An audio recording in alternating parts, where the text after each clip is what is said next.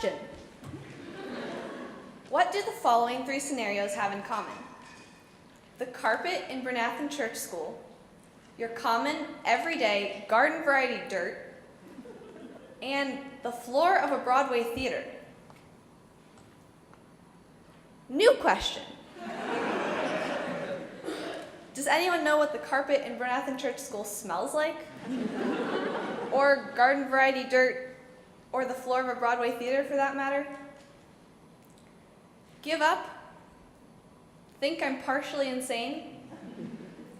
Wondering why you're sitting here listening to some random freshman girl ramble on about random things that are supposed to make you think, when perhaps all you really want is for her to finish? Well, good news. No more questions. More good news. I'm going to answer all of my own questions.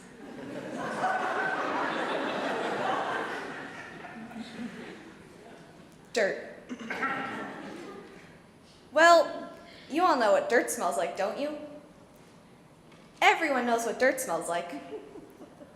Almost every parent has yelled at their child to stop tracking dirt in the house. Now, on the other hand, the carpet in BACS smells like a combination of mud and wet dog. And the floor of a Broadway theater smells like a combination of shoes, a New York City street, candy, and spilled soda.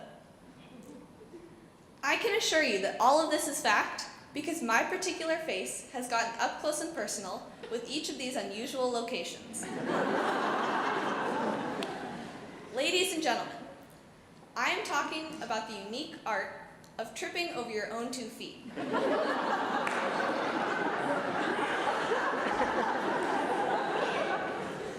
Which can also be known as falling flat on your face, or an unexpected visit with the floor. Now, if you think about it, tripping can be separated into 3 main stages, which are the experience of falling itself, the recovery time, and then dusting yourself off or standing back up again. The actual experience of falling is a strange sensation. I've often thought about how peculiar it is that we can be flying in midair and then find the ground again so quickly. It never fails. The ground always comes up.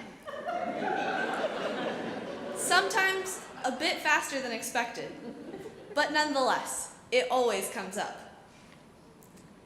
Suppose you saw a minister walking out in front of a congregation to give family service at the cathedral. He trips on his golden girdle. Now, I know what you're all thinking, but I'm not talking about my dad. This has never, as far as I know, happened to him. I do not inherit my propensity for tripping from my father. This tendency of mine comes from my mother, who, when growing up, was called Thumper by my grandpa because she fell so often. I got you with that minister example, didn't I? Maybe I caught you off guard. Maybe you were expecting me to tell you about a time when my father was giving church and tripped. Well, I'm obviously not going to do that. This feeling of being caught off your guard that most of you probably just experienced is similar to the feeling of tripping. When we trip, the cause of it is usually something insignificant, like a backpack. We see the ground approaching quickly. Are you okay? You, lying flat on your stomach with your face mashed up against the ground, manage to respond a muffled, "Yes, I'm fine." This is what you could consider the recovery phase. As you lie on the floor, there's a possibility for one of two different perspectives. The first, which tends to be more common for myself, is face on ground, nose in carpet. The other option would be to recline, looking up at the ceiling. You might be surprised by what occurs to you while lying there. For instance, what an interesting perforated pattern on that ceiling tile. Though I've never actually had a true epiphany while lying on the floor, it has occurred to me that tripping can be used to change one's perspective or mood. For example, you might be in a terrible mood because you just made a complete fool of yourself. You have tripped on nothing and fallen flat on your face. When someone ventures to ask, "Are you okay?" you may then realize how funny the whole situation really is. This mood-altering moment, often accompanied by hysterical laughter, can change your day. Sometimes, when you trip, instead of falling on your face, you could experience the nice little surprise of catching yourself. Imagine one day you are walking up the stairs in Benet Hall and notice Mare. She's putting up signs letting people know the book room is going to be closed the next day and not paying very much attention to the stairs. She stumbles and it looks like she's going to fall. With eyes closed, you wait for the inevitable thud to follow. But it doesn't come. Instead, we realize that she has caught herself and hear Mare's unique snorting laughter echoing up through the stairs. Catching yourself when you trip can be a pleasant surprise. Moving on with your day after an unexpected visit with the floor can be very easy. This phase of the experience we'll call the standing back up part. When you recommence walking, you, having a good sense of humor, are laughing at yourself. You have also managed to make your whole class laugh. You have to stand back up again either way. You've got to get back up on that horse.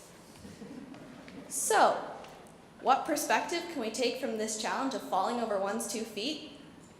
Well, we can look at it as a metaphor for life. Sometimes you fall, sometimes you catch yourself. Go back to that backpack, that ugly purple plastic Hello Kitty backpack. Instead of looking at this backpack as your enemy and your source of all pain, you could look at this backpack as your friend. You can befriend it, give it a name such as Mrs. Kitty, play with it, stuff it with clothes so it won't be cold when you go out in the snow with it, play Monopoly with it, and even make cookies for Santa Claus with it. Think this sounds a little odd? Well, take it from me, it can and has been done by one of my classmates. So, befriend your clumsiness or whatever bizarre difficulty you may have. Change your perspective. Change your attitude about your inherited tendencies. In the words of Oprah Winfrey, go ahead, fall down. The world looks different from the ground.